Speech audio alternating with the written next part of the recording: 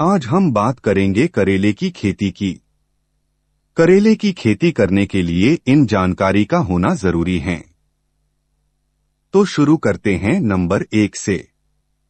करेले की खेती के लिए रेतीली दोमट मिट्टी को उपयुक्त माना जाता है। इसकी खेती के लिए भूमि उचित जल निकास वाली होनी चाहिए। इसकी खेती में भूमि का पीएच मान 7 से 8 के मध्य होना चाहिए।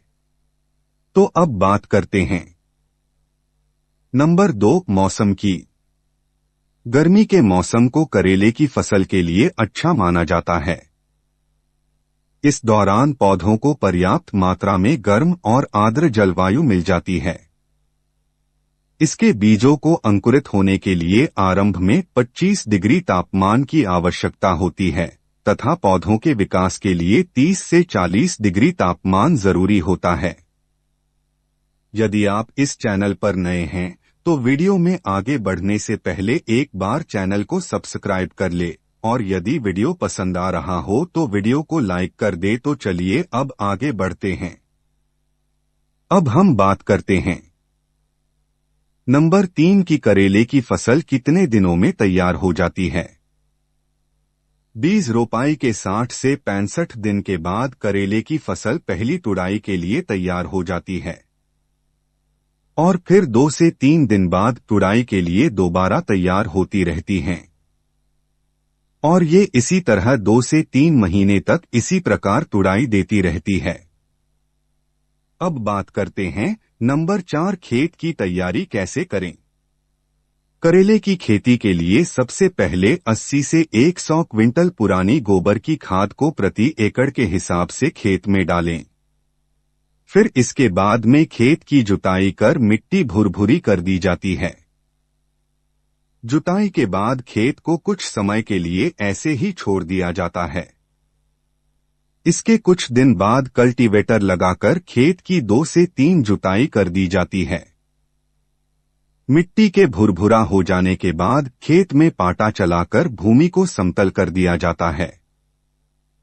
10 से 15 फीट की दूरी पर 1 से 1.5 फीट चौड़ाई और आधा फीट गहराई की नाली या खालियां बना दी जाती है। और अब बारी है नंबर 5 की बीज की किस्म और बीज की मात्रा कितनी ले। तो बात करते हैं बीज की किस्म की। वीएनआर कंपनी का नंदिता, ननहेम्स कंपनी का अमनश्री, वीएनआर कंपनी का एंटी 77, सीगेंटा कंपनी का लिटिल चैम्प, सेमनिस कंपनी का अभिषेक।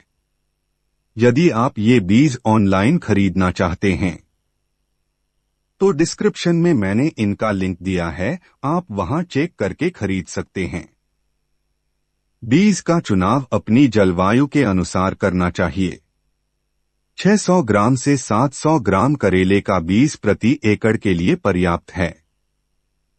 तो बात करते हैं नंबर 6 की बिजाई या बीज लगाने का सही तरीका। 8 से 10 फीट की दूरी पर 1 फीट चौड़ी खालियां बनाकर उसमें भी 1 सेंटीमीटर गहरे और बीज से बीज की दूरी 10 से 12 सेंटीमीटर का फासला रखें। इसके बाद खरपतवार नाशक का छिड़काव करके बाद में पानी लगाना चाहिए। तो बात करते हैं नंबर 7 की। खाद की मात्रा और खाद किस किस टाइम पर डालते हैं। 50 किलोग्राम डीएपी, 50 किलोग्राम पोटाश और 90 किलोग्राम यूरिया की मात्रा प्रति एकड़ के लिए पर्याप्त है।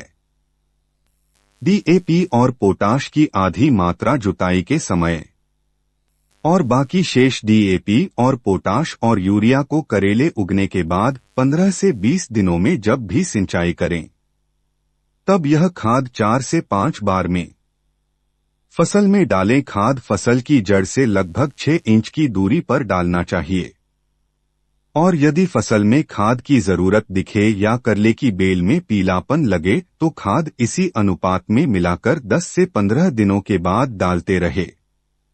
तो बात करते हैं जानकारी नंबर 8 की खरपतवार नाशक और कीटनाशक की।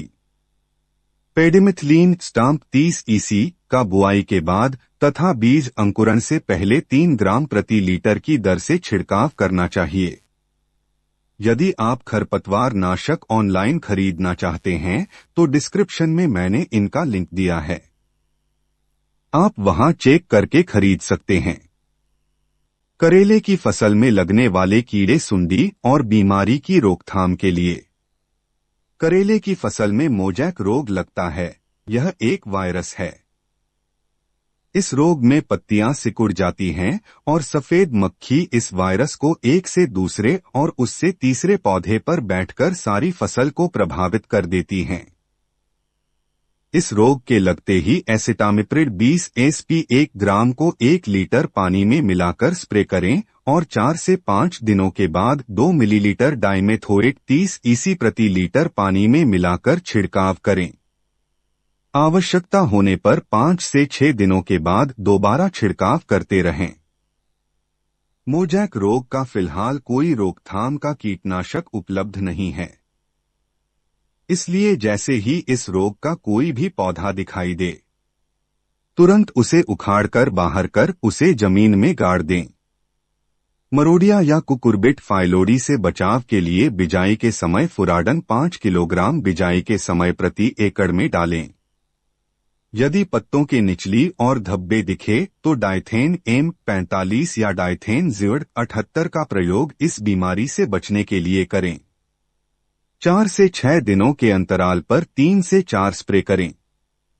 यदि पत्तों के ऊपर लालडी दिखे तो 2 मिलीलीटर प्रति लीटर पानी के हिसाब से हमला 550 घरडा कंपनी की कीटनाशक का छिड़काव करना चाहिए। 8 से 10 दिनों के अंतराल पर 2 से 3 बार स्प्रे करें। यदि अचानक सूखा या एंथ्राक्नोस रोग दिखे तो मैनकोजेब या कॉपर ऑक्सीक्लोराइड 2.5 ग्राम या कार्बेंडाजिम या थियोफनेक मिथाइल 1 ग्राम को प्रति लीटर पानी में मिलाकर 4 से 6 दिनों के अंतराल पर 3 से 4 स्प्रे करें। यदि आप ये कीटनाशक ऑनलाइन खरीदना चाहते हैं तो डिस्क्रिप्शन में मैंने इनका लिंक दिया है, आप वहां चेक करके खरीद सकते हैं। तो बात करते हैं पॉइंट नंबर 9 की। सिंचाई 4 से 5 दिनों के अंतराल पर मौसम एवं मिट्टी की नमी के अनुसार करनी चाहिए, और यदि मौसम गर्म हो तो सिंचाई 3 से 4 दिनों के बाद भी की जा सकती है। तो बात करते हैं पॉइंट नंबर 10 की। करेले की फसल कितना उत्पादन देती है? करेले की फसल से 100 से 120 क्विंटल का उत्पादन प्राप्त हो जाता है।